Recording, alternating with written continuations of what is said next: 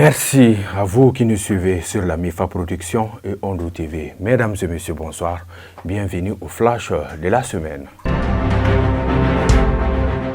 Les attaques terroristes ont frappé le Mali le jeudi passé, faisant au moins 64 morts, dont 49 civils et 15 militaires.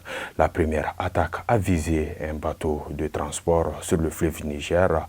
Dans la région de Gao, le bateau transportait environ 100 personnes.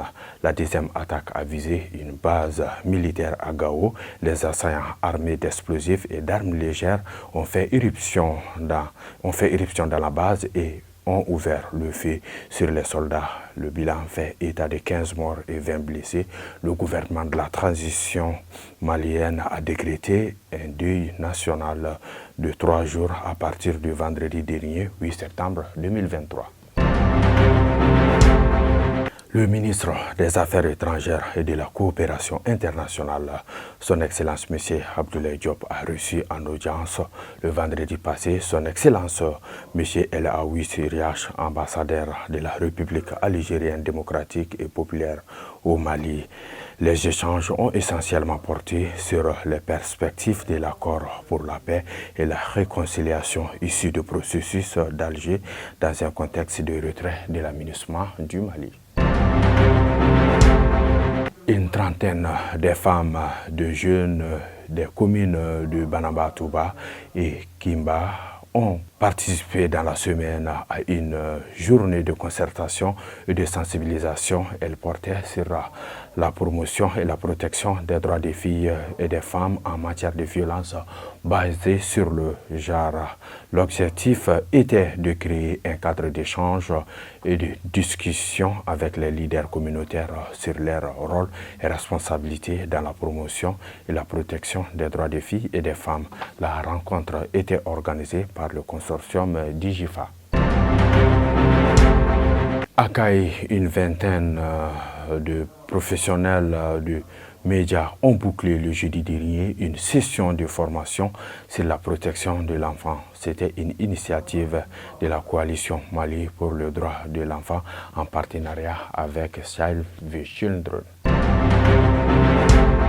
Dans le cadre du respect des termes du cahier de charge pour l'importation du sucre, les services de contrôle de la Direction générale du commerce, de la consommation et de la concurrence DGCC ont saisi le mercredi passé 5 tonnes de sucre à Bamako pour non-respect des engagements.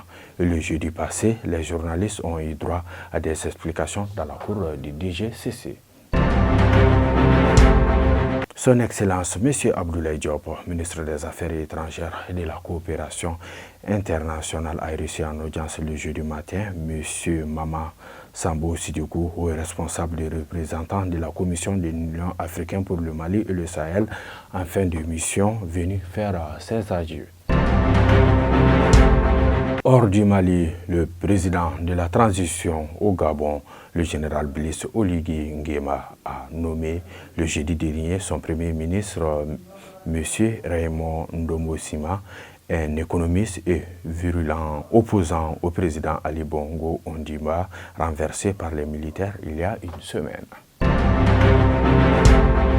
Le président libérien George Weah, candidat à sa propre réélection, a lancé le jeudi dernier à Monrovia devant plusieurs milliers de personnes sa campagne pour la présidentielle du 10 octobre, couplée à des élections législatives, a constaté un journaliste de l'AFP. Un mot de sport au compte des 6e journées et dernières journée des éliminatoires de la Coupe d'Afrique des Nations. Le Mali recevait le Soudan du Sud.